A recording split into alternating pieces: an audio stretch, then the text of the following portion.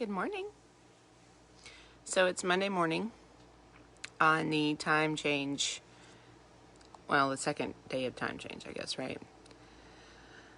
How are you doing? Did you get up on time? Did you get where you needed on time? I stayed up way too late the first night on Saturday. And then all of a sudden my husband changed the clocks forward before we went to sleep. And I was like, oh my gosh, it is so much later than I thought it was. I mean, it is. The time change always screws me up. I don't know. Especially spring forward. Fall back I can deal with because I gain an hour of sleep, right? But spring forward, man, that's a doozy. So, today is Monday. Oh my gosh. But I had my water.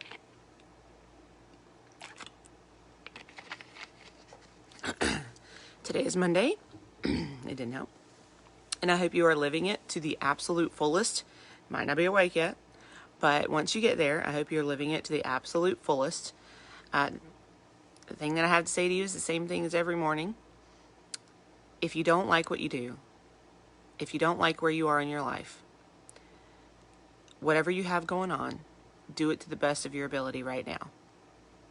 You need to show responsibility for what you have. If you wake up and you frown and you get out of bed and you just do it so that you can get home, whatever job it is, whatever task you have, and you don't do it to the fullest of your ability, then you don't show that responsibility. And nothing ever happens. You don't ever grow. You don't ever go anywhere. So wake up, put a smile on your face. The thing that you're doing today that you don't like the most, do it the absolute best you can with a smile and show love through it. Okay? All right. So a couple of things this morning. If you want to watch my other videos, you can watch them on YouTube. Don't forget when you're on there, if you're watching them, to, I don't know, give them a like or a thumbs up or whatever it's called on there. And, if you like the videos here, do the same. The thing about social media is you don't see them if you don't interact with them. It just is what it is, and I know a lot of people forget. I do too. And so, and then a lot of people ask me about it, and all I can say is the thing I'm saying here. You can watch them on YouTube. I try to upload them there. And the link is in the bio for the YouTube. Okay? All right. So today I read Psalm 23. I love the Psalm. I didn't even know this was the Psalm. I guess, memorize the Bible verses. I'm sure I probably should, but I don't have that down yet. So, Psalm 23 is, the Lord is my shepherd. There's nothing I lack. In green pastures, he makes me lie down. To still waters, he leads me. He restores my soul. He guides me along right paths for the sake of his name. Even though I walk through the valley of the shadow of death, I will fear no evil, for you are with me. Your rod and your staff comfort me. So what stands out to me in this is, and the reason I read the whole thing is because it's just gorgeous. He guides me along right paths for the sake of his name. Oh, guys, I'm going to be honest with you about me right now. There is a lot of transformation in my life happening. And there is a part of me, actually this part of me that you see here, and a part of me that I have been starting to show to other people in my life, my other friends, that I have beat down for a long time. I have just pushed it down because I felt like it overshadowed, if I let it out, the amount of light and strength and love that comes from it. If I let it out, it would just overshadow everybody and everybody would run away. That is like my deepest fear, right? And the reason that I feel like that, obviously, is because it's happened. But because every time I just give it a little bit, take the lid off just a little bit each day, immediately there's somebody to tell me that I shouldn't be doing that. I mean, they don't understand what, like, they're pointing that to something else, but ultimately I internalize it and know that it's about this other thing that I'm taking the lid off of. And now it seems like the way that God is working, I am all of a sudden not afraid. See, the thing about me is, and I made a post on Saturday about this, is I'm not the friend who sits down in misery with you. I am the friend who comes out the other end with you, okay? But I don't allow you to sit down and stay there. And the way that I love is by helping you see that action is going to take your life through that misery. Look, things happen, okay? I read this little passage, all right? It's one page. One page. It talks about when your life is too busy. It talks about saying no.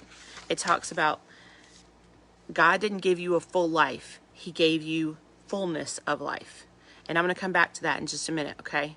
But one thing that stuck out to me is God is calling me to a new season. And I have always, personally, felt like I have been meant to be a warrior. And the reason that I share this with you is so that if you feel the same way, or if you have the same inklings, or if you have the same this or that, then you will just stop wasting the amount of time that I wasted tamping a lid on it and get out there and do it, okay? So I have always felt like that I was meant to be this warrior, right? Somebody who fights for others, somebody who loves others fiercely. But you have to love you first before anybody else can love you. Why did I say that like that? Because to fight for you, if anyone is ever going to fight for you, you have to fight for you first. Right? So when I say that I don't sit in misery, I don't sit down. I don't want you to sit down. Because when you sit down, you stay there.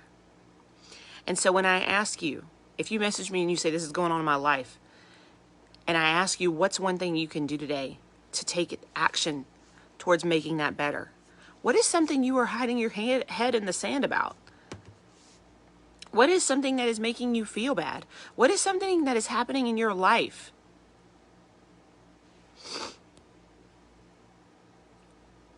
that you need to change? You can think of it. You know it right now. I mean, after I ask the first question, it's sitting right there in the front of your head and you're like, oh my gosh, I don't even want to think about this. Oh my gosh, this is so hard to deal with.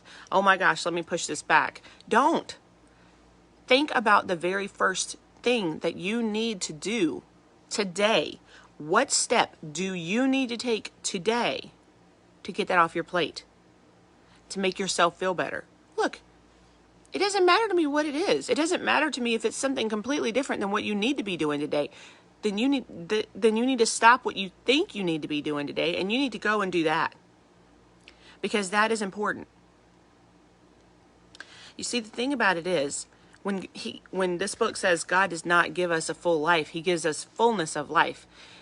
Everybody on this call, everybody in this video, everybody in this world can have a full life. You can be full of all the things that you need to do and still feel empty on the other end of it. You might feel like you accomplished something. Yeah, I got all my errands done. Or maybe I didn't get them all done because I expect too much of myself. And maybe I said yes to too many things. But you might not still feel accomplished on the other end of your life. There might not be a fullness there because you are not doing what God asked you to do. Excuse me. God did not ask you to come here and do everything for everybody. We're going to get back into the people-pleasing thing. But He did not ask you to come here and do everything for everybody. He asked you to come here and show His light and His love and His mercy and His grace to other people on this earth. And He asked you to do that in a certain way. And you have a certain way to do that. Like I have a certain way to do that. And you need to let the lid off of that and not be afraid. Because the way that you do it is not like somebody else. And when you look at somebody else and you think, oh man, look at the gift that they have. I do this a lot. And comparison is the thief of joy, and I have to continue to remember that. But oh, look at the gift that they have. Man, I'm talking really fast. I hope it's not terrible. Anyways, look at the gift that they have. I like their gift. I like the way they do that. Maybe they relate to people more. Maybe they do this more. Maybe do that. No. No. The reason that we all have different gifts and talents is so that other people will relate to you only. And some people will relate to you only. And some people will relate to them only. Some people need them in that time of life. Some people need you in this time of life. Look, I am the action taker because I have been there.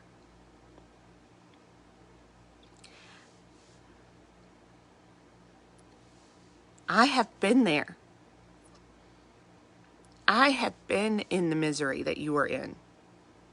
Maybe not the same circumstance, but misery is the same. Just because your circumstance is different, just because the things that cause your misery look different than what mine did, it's the same premise.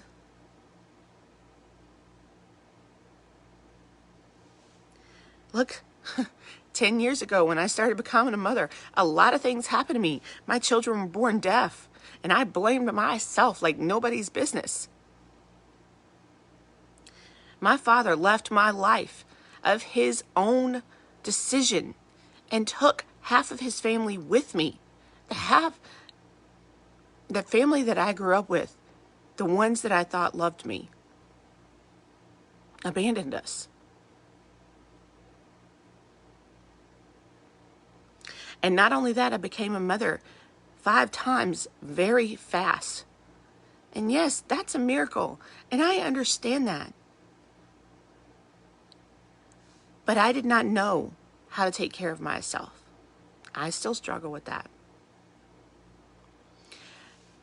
But those were some of the absolute and I did not ask for help. Those were some of the most darkest days of my entire life. Literally. And there were other things that went on that I don't even talk about. So I have been in the misery that you want to sit in and stay in. But see, hindsight is 20/20. And I know, and I watch myself now, and the fear and the action that needs to be taken to get out of my own way, to get out of myself, to get myself out of this misery. And I know that it works for me, and I know that taking action will work for you. So if you message me and I say, what is the one thing that you can get done today that will make you feel better? That is my love for you, showing you how to walk through this misery. Sitting down, laying down, saying things like, I'm so tired of being strong. Look, I get it. I know. Sometimes it feels like you're the only one that is strong. The only one in this world that is strong. The only one in your life that has the strength to get through this. Everybody is leaning on you. Why is everybody leaning on me? I'm not even strong enough to deal with myself. Why are you leaning on me? I know. It's hard. Absolutely not the easiest thing. And you feel like you're carrying the weight of the world. But remember, you are staring at the storm. God is carrying the weight of the world. God hasn't given you here to carry the weight of the world. God let you here so that he could carry you and carry it for you. So if you were walking around with this weight sitting on your shoulders, you have to let go. You have to give it to him. You have to stare at him. How do you stare at God? How? How do you stare at God? Get in the word. Get in the prayer. Get in church. Do things that continuously bring your focus back to him. Because the moment your focus is off him, the moment your focus is back on that storm, that's the moment you're sitting back down in that misery. And you feel like you have to be strong enough for everyone. But he did not put you here to be strong enough for everyone. He put you here to walk with him, to lead, to show mercy, to show grace, to show love, to be you. However you show love is amazing.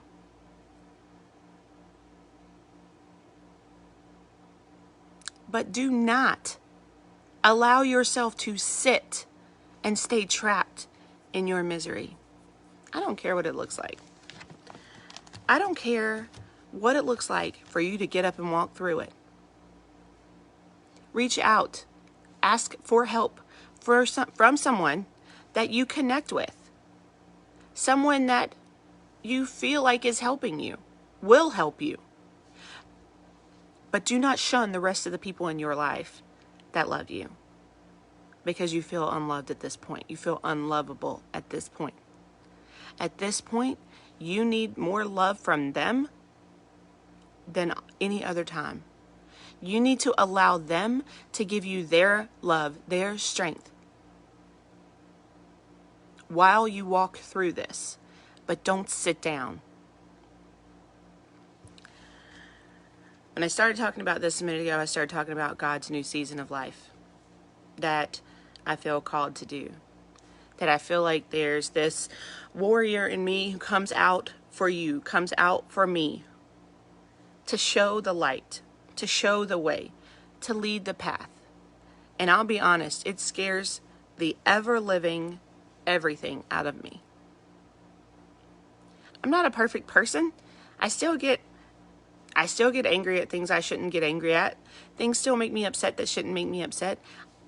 But nobody on this earth is perfect. And we just have to learn how to process those things.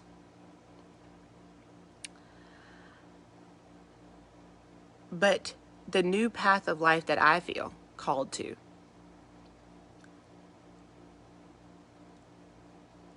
is to no longer sit down on the couch in misery with my friends.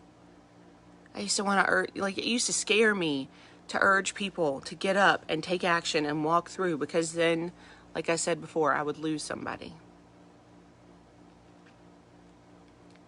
But the thing about it is, if you're not willing to get up and walk through, if you're not willing to get off of that couch and fight for yourself, nobody can make you do it.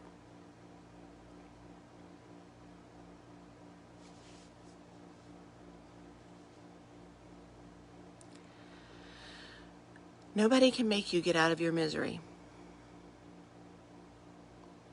Nobody can make you walk God's path for you. People can tell you, it's like what, the old saying, you can lead a horse to water, but you can't make him drink. Somebody can come to you all day long and tell you all these things, but until you are ready, you're not going to do it. But why wait? The first step to knowing that you are sitting in the misery of life is recognizing it. Looking around you. Realizing, this is what I'm doing. I need to get up and I need to walk out. You don't deserve to sit there. You might have been there for so long you don't even know you're there anymore. It might just look like real life to you. But it's not. It's not real life. If you are not living in purpose and abundance, if you are not living in gratefulness and happiness, why do I say happiness? Because everybody feels like they're chasing it. I want to be happy. I want to be happy. I want to be happy. If I have this, I'll be happy. If I have that, I'll be happy.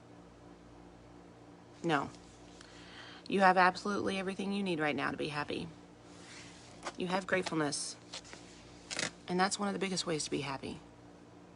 But let me just tell you right now, if you want your eyes to be opened to the misery that you live in, or to the way to get out,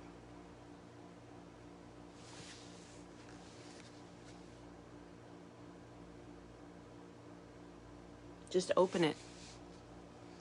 Just read it. Just focus on His love for you. Focus on Him, because He will show you where you are, and He will show you where you need to go to get out of it, and He will give you the strength to do it.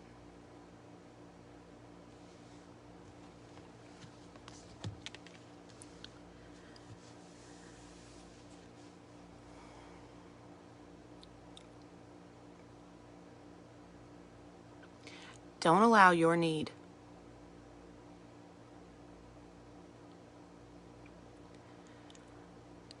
Don't allow your need to sit in misery because you don't know anything else, because it's scary to leave, because you think it's not possible to leave, because it's all you've ever known, to take away your abundance, to take away your blessings, to take away the blessed life that you are meant to lead. Do you think that when you get to heaven and you tell God, I'm sorry I couldn't lead that blessed life because I was so miserable where I was right now, right in, because things happened to me and I didn't want to climb that next hill because I just wanted to sit here. I didn't want to climb the mountain because it looked scary because I was happy where I was. Even though that was miserable, even though I didn't like it, even though I know it's not what was meant for me, I just couldn't do it because I was afraid. Do you want to say that to God? Do you think that He put you here so that you could say that to Him at the end? The answer is no. He did not. So it's time to get up.